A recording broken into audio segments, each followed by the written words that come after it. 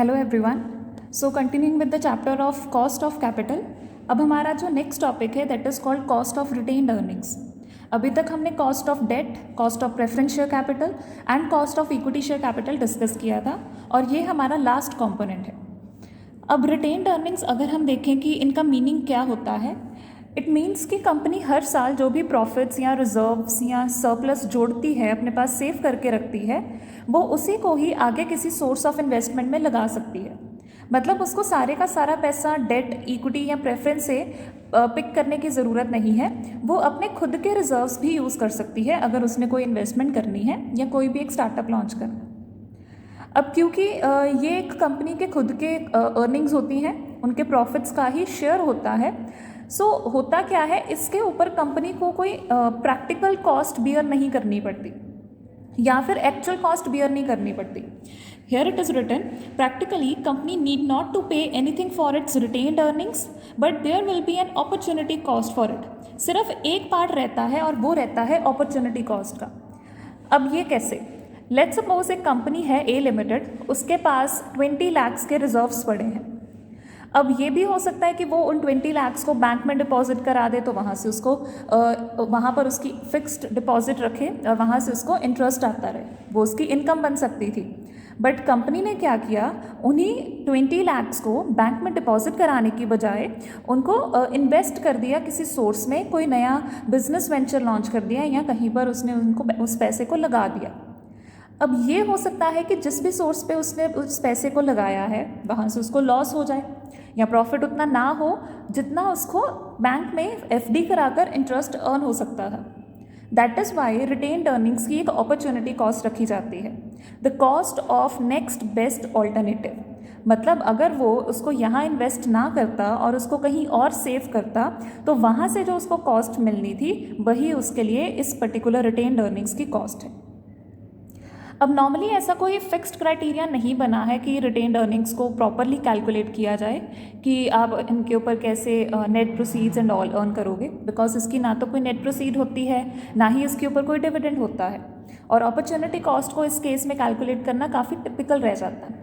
तो हमारे सिलेबस में जो 2 फॉर्मूले हैं which we will be using further as well, वो हम डिस्कस करेंगे आज ना। Those 2 formulas are, the very first is KR is equal to KE। अब R का मतलब है retained earnings, so the cost of retained earnings is equal to cost of equity share capital. अब ये क्यों? हमने देखा था कि इक्विटी वालों को पैसा कहाँ से दिया जाता है, जो भी हमारे पास प्रॉफिट्स बचते हैं after paying everything to the outside agencies. मतलब सबसे पहले आप अपने अर्निंग्स में से इंटरेस्ट पे करते हो, देन आप टैक्स पे करते हो, देन प्रेफरेंस डिविडेंड पे होता है। जो भी लेफ्ट ओवर पार्ट होता है उसमें से आप अपने इक्विटी शेयर होल्डर्स को पे करते हो। तो जैसे ही उस प्रॉफिट में से इक्विटी को पे किया जाता है, इन द सेम फॉर्म उन्हीं प्रॉफिट्स में से रिटेन्ड अर्निंग्स की जाती हैं। बिकॉज हमारे पास जो भी प्रॉफिट्स हैं उनको 2 हिस्सों में डिवाइड किया जा सकता है।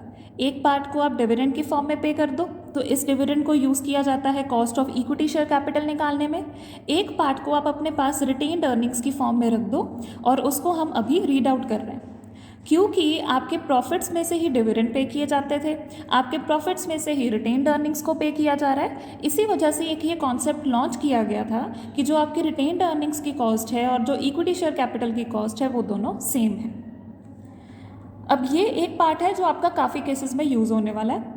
कई बार आपको क्या है, एक 5 मार्कर क्वेश्चन बोला जा सकता है कि आप इसकी एक्चुअल कॉस्ट निकालो taking into consideration the brokerage cost और द अदर आइटम्स। तो उसके लिए भी हमें एक फॉर्मूला दिया गया है and the formula stands here. अब वो फॉर्मूला क्या कहता है, KR is equal to KE। मतलब वो टर्म तो ऊपर से ही आ रही है, बट कई बार हमें क्वेश्चन में टैक्स रेट शेयर होल्डर्स का और ब्रोकरेज रेट दिया हो सकता है, तो आपने जस्ट उन 2 चीज़ों को एडजस्ट करना है। मतलब प्रीवियस फॉर्मूले को ही कंसीडर किया गया है।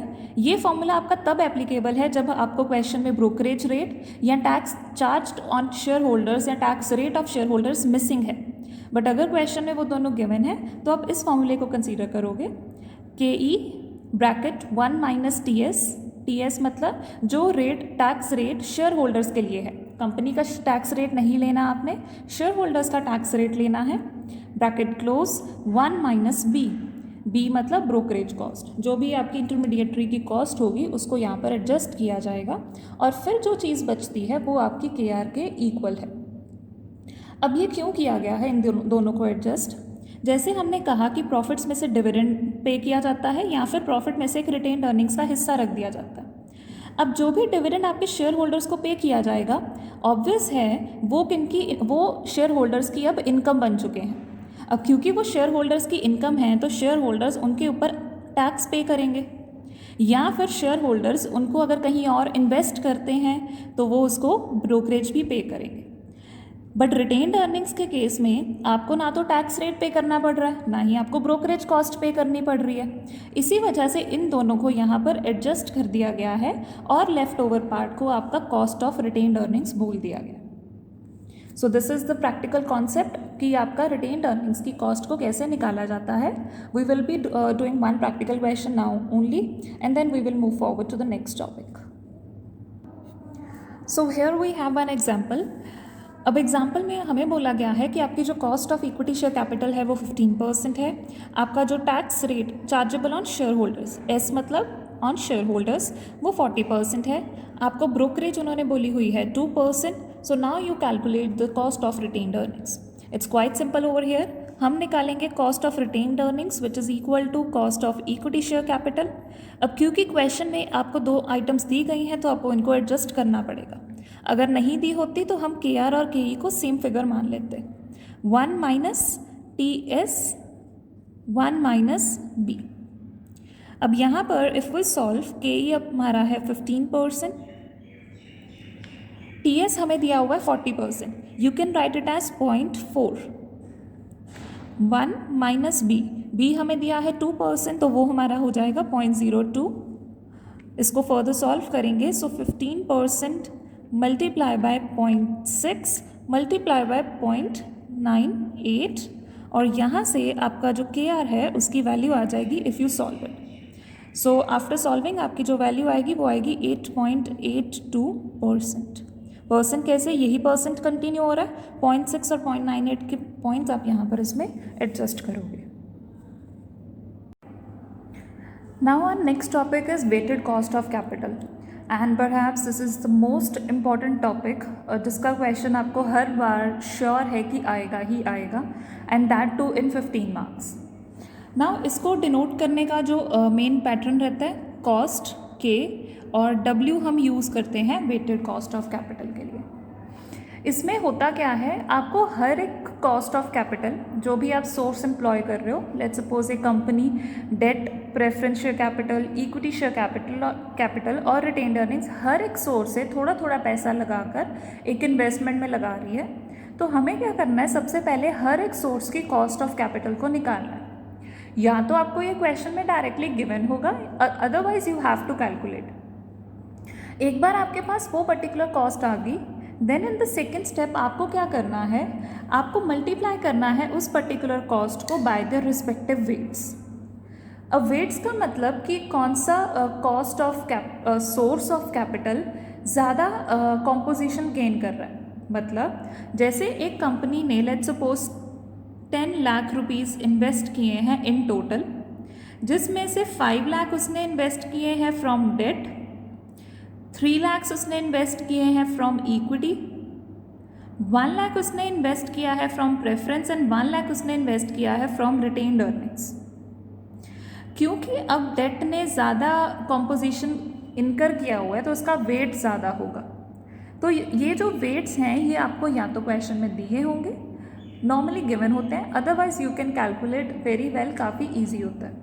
तो हमें क्या करना है, जो भी कॉस्ट ऑफ कैपिटल आप निकाल चुके हो आपको मल्टीप्लाई करना है उनके रिस्पेक्टिव वेट्स के साथ। जैसे ही आप उनको मल्टीप्लाई करोगे आपके पास एक टर्म आ जाएगी WX। उनके मल्टीप्लिकेशन को बोला जाता है WX। W means weights, X मतलब जो उनकी कॉस्ट ऑफ कैपिटल है। अब आपके पास क्या है, आपको एक फॉर्मूला अप्लाई करना है वेटेड कॉस्ट ऑफ कैपिटल का, which is weighted cost of capital is equal to summation of WX। क्योंकि अभी तक हमने क्या किया है, हर एक कंपोनेंट का WX निकाला है, आप सभी को एड अप करोगे, डिवाइड करोगे समेशन ऑफ ऑल वेट्स, हर एक डेट का जितना भी वेट होगा आप उसको निकालोगे, उनका समेशन करोगे और वहाँ से आपकी वेटेड कॉस्ट ऑफ कैपिटल आ जाएगी। अब again you have to take one thing in mind कि ये जो है ये आपकी परसेंटेज में ही आती है, तो आपको परसेंटेज की फॉर्म में he waited cost of capital को कैलकुलेट करना है। अब ये आपका है नॉर्मल क्राइटेरिया, नॉर्मल बेस जो हमेशा हर एक क्वेश्चन में सेम रहने वाला है। आपको स्लाइट चेंजेस आएंगे, क्वेश्चन में डिफरेंस आएगा, part A part B questions आएंगे, तो वो जैसे भी पैटर्न में के आएंगे we will be solving in further videos. Try to cover today's part जो भी हमने आज डिस्कस किया है, because this part is important to solve further questions. Thank you.